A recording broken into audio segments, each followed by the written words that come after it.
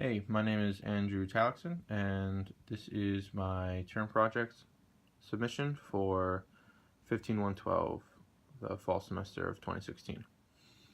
So the goal of my project was to build a robot that would use an ultrasonic sensor to map a room. So this is the robot. You can see right here, it's controlled by a Raspberry Pi. There is the ultrasonic sensor right here. Over here is a servo motor that's used to control the direction of the ultrasonic sensor. Here you have that little chip there is an H-bridge that is used to help control the motors, the two DC motors. And on the bottom here you can see two DC motors on the left, the yellow things on the left and the right. And then in the middle there you can see two encoders. Unfortunately, I wasn't able to get those to work because of some hardware issues. So I didn't include the code in my submission, but I can upon request.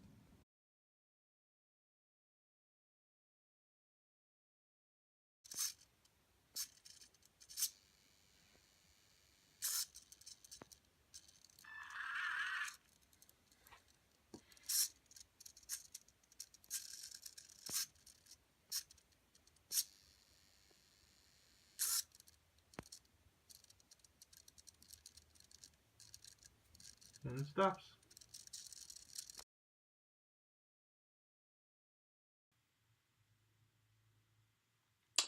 So this is the output from the TK inter window based on the data that the robot receives.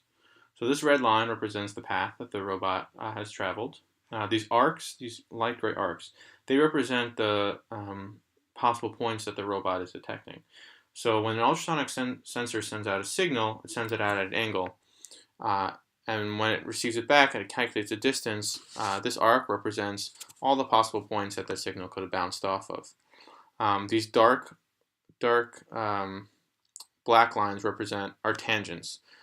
So they're calculated when two arcs are drawn close to each other and they're at the right angle such that there can be a tangent drawn next to them. And then they represent a sort of possible boundary or a probable wall. So if you look at the original map that I showed you, I'll just put it up here for a second for you to see.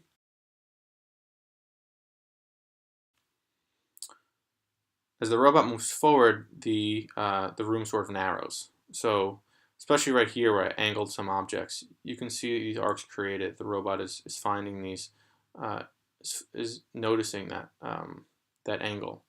And even right here on the left and the right, it's pretty wide, and as it goes forward, the path sort of narrows, which is true. Especially on the right here, you can see that the path is a little wide right here. It narrows when it gets to the cabinet, and then it widens up again as it gets past that dresser or cabinet because the wall is further back than the actual cabinet. So while this may not look exactly like the room, it's not too different from the pictures that were shown in the paper that I based this on. So the robot in the paper went in a straight line and output some marks like this. And then once the tangent lines are drawn, it looks something like this. So the tangent lines they're a little more filled in, but you can see that it may not look exactly like a room, but it shows where there might be boundaries. So that is what my robot has done.